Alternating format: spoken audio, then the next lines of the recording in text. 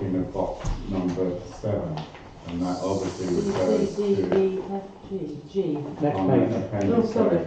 A, and that obviously refers to audits, because as members know, we only recently received the internal audit, and we have a rolling audit programme, and I don't remember at any point over the 2017-2018 period of any communication or any reports being made to council to say that everything was being acted on. So I was hoping that even if we are going to tick this box, that it won't happen as it has for the last 2 years, again this year. Okay. And that's one of the reasons I won't be supporting this evening, because I feel that You mean voting for it?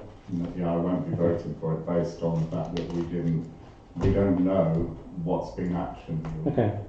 I thought there were some points brought to council, but I can't remember when and where they were. But I acknowledge your comment. So Councillor Brooks said that he will be abstaining, probably. I don't know in regard to this because these box that's ticked. We took appropriate action on all matters raised in reports from the internal and external auditor.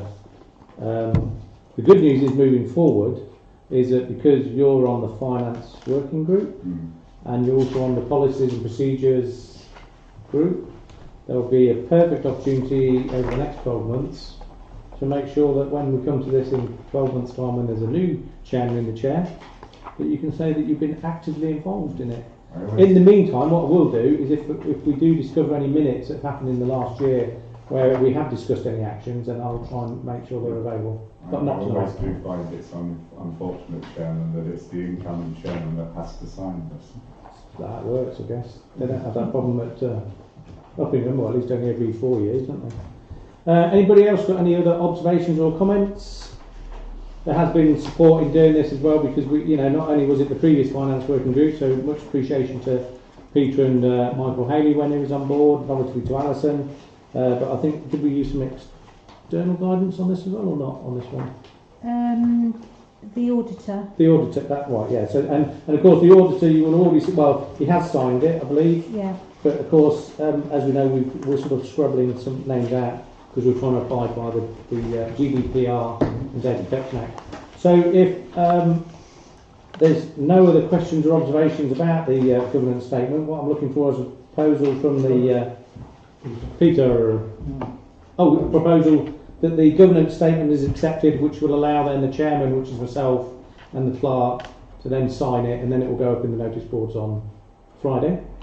The public thing will go up on Friday. Yeah, this one here, the notice of public rights, and then this will go up when we get it back. Brilliant. Okay, yeah, because this gets in there. So I've had a proposal from Peter, seconded by Nick. Thank you very much.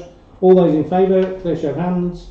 So 1, 2, 3, 4, 5, 6, 7, 8 in favour. All those against, and all those abstaining. 2. So with that, then that means the. That means then you can just. I can sign that now.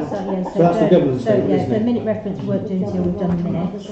So I'll type them. So the date is the 30th. 30th of May 2018.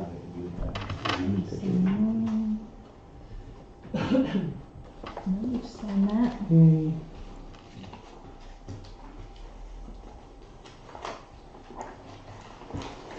So that's that bit, isn't it? Yeah. That's the annual governance statement. And then is it the annual return as well has to be covered off? Yeah, this bit here. And then the annual return is just that's just a second page in there. It's just got all the figures on it. So we'll just Martin. Yeah. So we're gonna Martin. You got.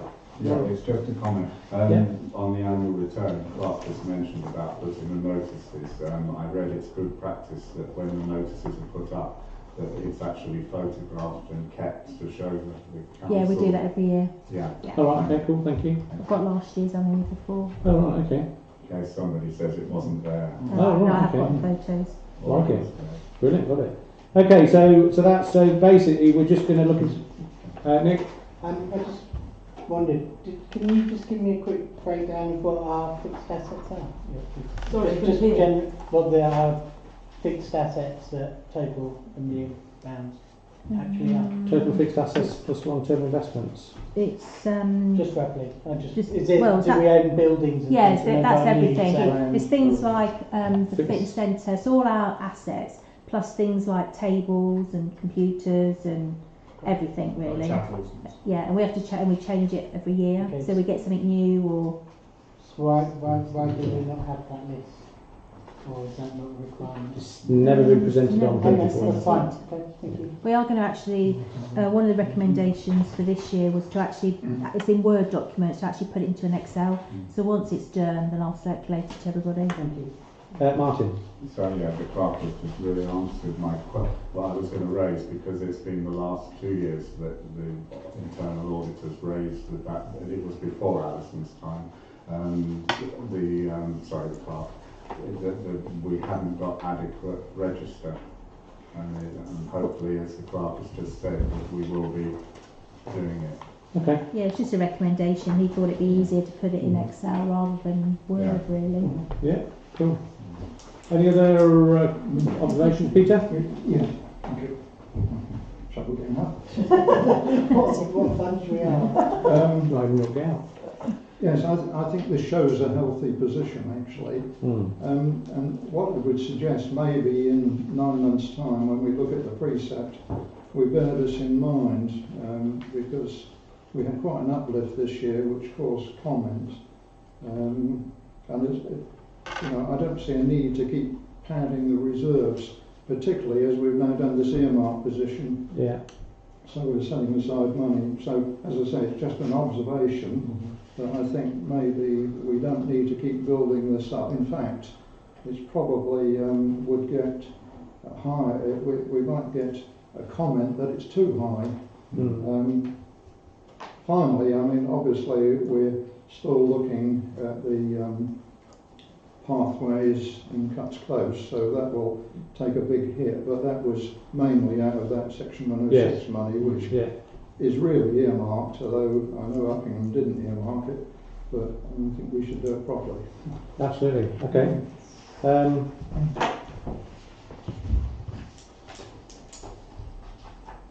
So I think the paths are due to be started by the end of June, hopefully. Obviously, just looking then for proposal that the annual return figures are acceptable. Nick proposed. Seconded by Sally Ann. Yay! All those in favour? We've got 9, and abstentions 1.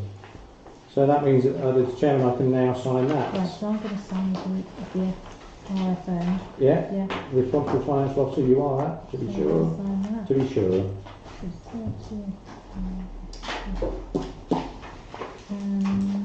You need to sign it there, signed by the chairman. Oh yeah.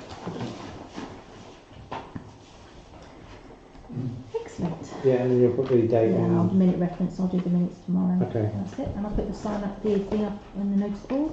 Brilliant. Okay, thank you very much. So, I think if that, I can't track. It's only about. It's going to be 6 months when people start looking at the budget, isn't it, for next year? It's going to be looking at it before the end of this year, with formalising it within sort of January, February for presentation. So, excuse me. Right. So that's all we had to do on the extraordinary meeting. So in theory, it's now